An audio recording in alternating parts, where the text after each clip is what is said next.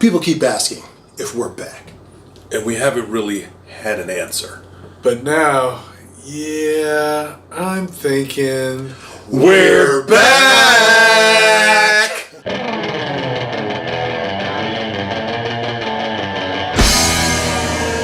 Okay, this is 252 Pop Fiction, where you'll find all the news and reviews in pop culture that's right to type. Today's top story. Over the Memorial Day weekend, The Mandalorian and Grogu shot to $100 million at the domestic box office. You want to try that again? No. That is very slightly below than Sunday's projections of $102 million for the 4-day period, which includes $81 million during the customary weekend. A continuation of the well-liked Disney Plus streaming series, the Star Wars spin-off, also brought in a softer $63 million from overseas markets for a 4-day global debut of $163 million. Sounds like a success. Sounds like a bona fide hit to me. All that mumbo-jumbo numbers jargon, which meant, and of course we're going to get into a review a little later, but, I mean... The fans and the critics have spoken, and we're gonna touch on that a little bit more. Yes, we are. Netflix's animated musical K-Pop Demon Hunters will be available on Blu-ray, DVD, and 4K via the Criterion Collection. Pre-orders for the film are currently open, and it was recently confirmed that the film will be released physically on December 31st of 2026. Now, wow. I know the first thing you're thinking is, well, it's available on Netflix right now. If you want to watch it, just watch it.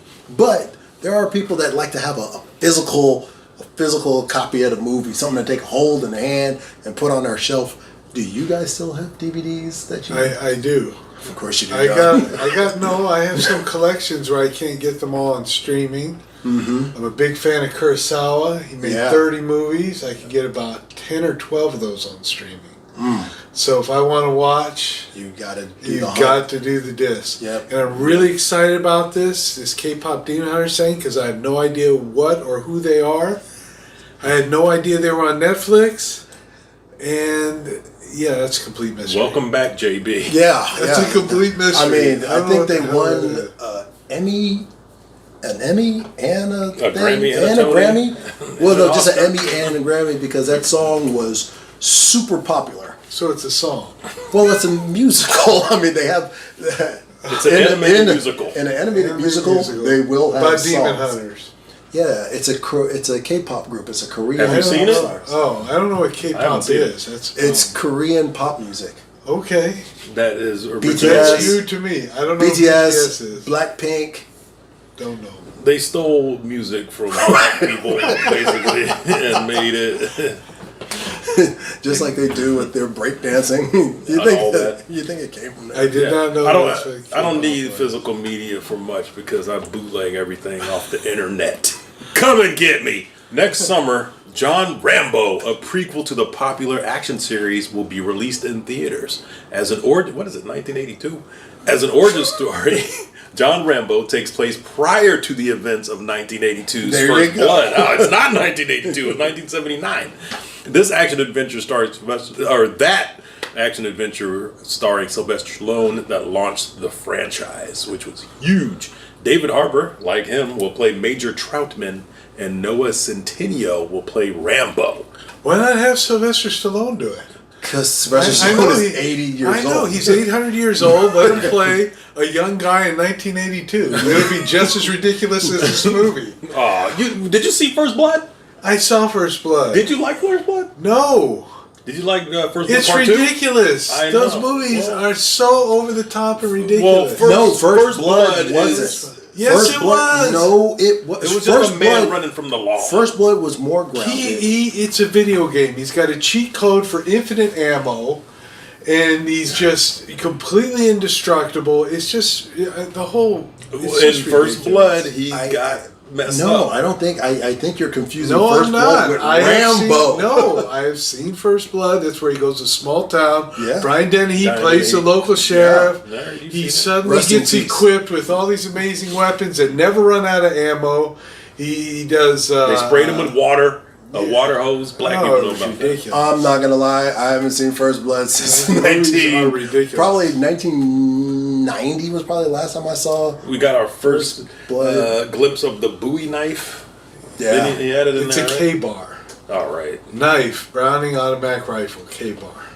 It was a knife that was issued to people who carried the Browning automatic rifle. See, look at you. You know Because stuff. you can't put a bayonet on a Why not? Because it's not World So War they gave One. no, you can't mount it. It's a machine gun. So they gave him a K-bar. Yeah. That's what that knife is. It's a K-bar. All right. Well, thanks for taking the air out the room. And welcome to another episode of On the History Channel. the channel that John's dad just watches on repeat all day, every day. I don't know what the hell he watched. This week's review, Star Wars, The Mandalorian and Grogu, directed by Jon Favreau in this 2026 movie that carries on the Disney Plus franchise. Pedro Pascal plays Din Djarin, while Sigourney Weaver and Jeremy Allen White co-star. The story centered around the pair's relationship as an apprentice and guardian in a post-Empire galaxy as it follows them on a mission for the New Republic to save a Hutt's nephew. Now, we saw it. We saw it. I saw it enjoyed together. every minute of it. Start to finish, I was a fan. Now, if you were just a fan of the TV show, or if you're just a subtle fan and you think you have to watch 3 seasons of The Mandalorian to get this movie, that is not true. You do not need to watch 3 Probably seasons. need to know some Star Wars. You definitely need to know some No, you Star Wars. don't. My roommate went and saw it, knows absolutely nothing about Star Wars. How is that What? possible? Did not even know who the Mandalorian was or what that word meant, and enjoyed the movie. All right. Really? So there you go. In this Yeah. episode, JB disproves everything I say. Yeah, she especially liked the little mechanics. Oh, yeah. the Because Babu Fricks. Fricks. Yeah, she loved those guys. I love the part because my wife, when we saw it, and when they're like, "We have a ship," the first thing she said is, "Oh, he's not going to fit in their ship," and I was like, "Yeah." All right. You know what? I like it. I know But she knew I she know was- your wife's a fan of The Mandalorian. She So, does like that. Well, she's a fan of Baby Yoda. She refuses to call him Grogu. As far as she doesn't call him the child, she calls him Baby Yoda. All right. To this day, she loves him, and that I did the math. It was like 13, maybe 14 minutes of just Grogu, yeah. doing his thing. So she loved that. She loved every minute. That scene was made for people like her that just love the puppeteering and everything, because she just felt like he was a real creature. You know who I was waiting to see? The bear. I didn't see the bear. Yeah, I heard the bear. I heard the bear, but he didn't even sound like him. He I sounded know. like he is a tough guy. I think he was more. He wasn't Carmy. I feel like he was more Lip He was Lip Gallagher. Gallagher in this Yeah. one. Yeah, no doubt. And no old Chris John's looking at us like he has no idea what Yeah, we're I don't talking know about. who the bear is. Jeremy Allen White, the voice of Of Jabba's son. Raka. Oh, Yeah. Son of Jabba, brother of Al. Well, again, I recommend this highly. 2 big 52s from Coolwater Current and Co. This week, JB remembers. this week JB remembers Parachute Troopers. Yo! Now I know you know You because we know. used to have contests Yeah, on who who could could throw it furthest and Highest, and furthest. no when it actually.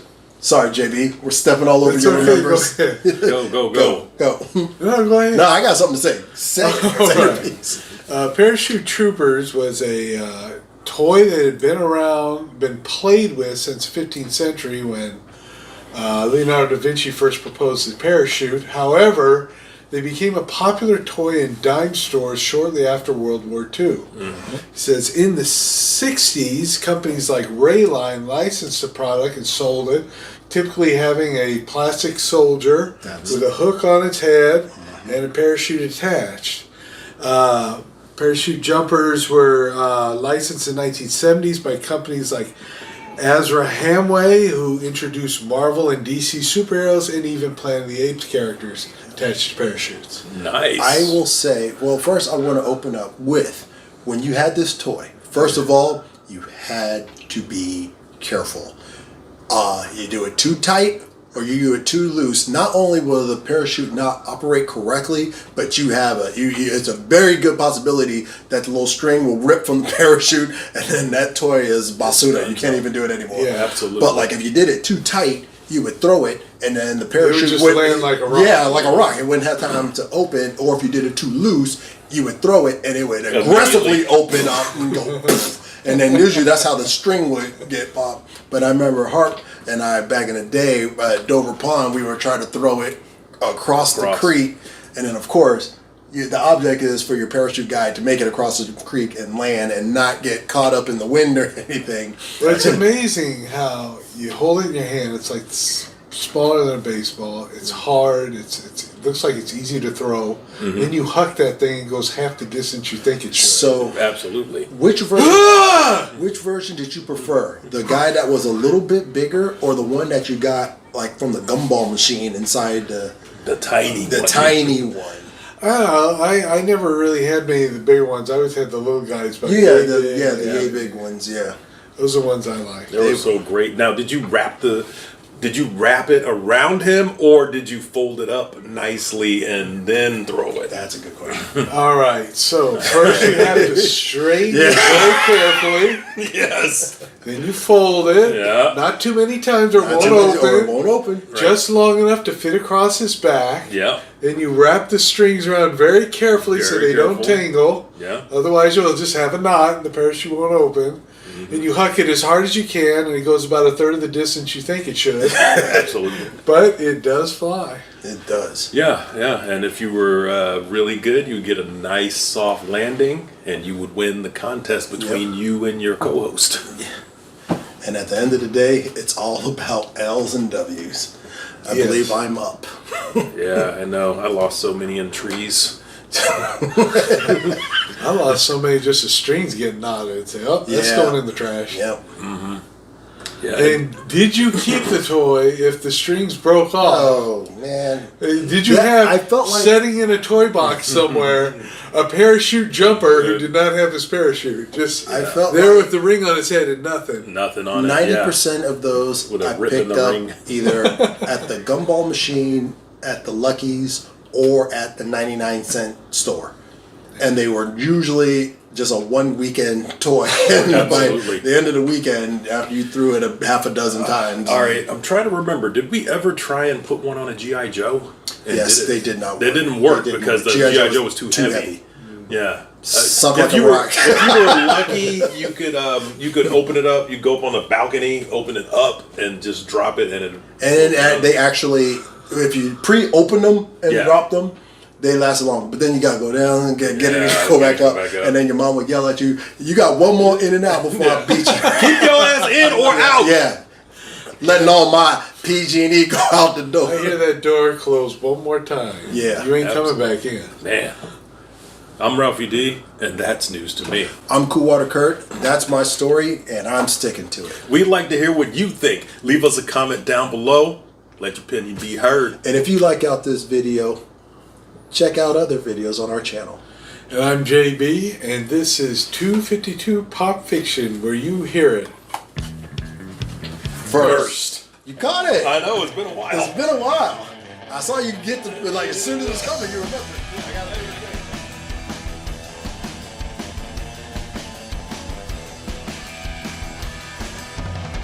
Adonis, pull yourself together.